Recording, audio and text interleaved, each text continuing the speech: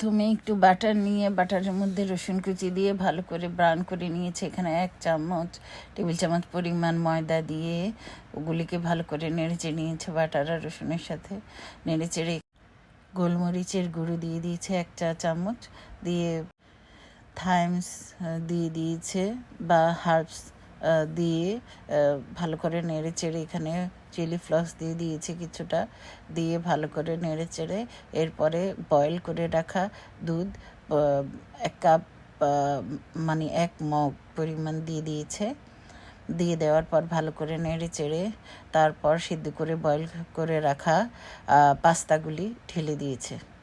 পাস্তাগুলি ঢেলে দেওয়ার পর মোজারেলা চিজ দিয়ে ভালো করে নেড়েচেড়ে নিয়েছে এবং 1 চা চামচ পরিমাণ চিনি দিয়ে দিয়েছে টেস্ট বাড়ার জন্য।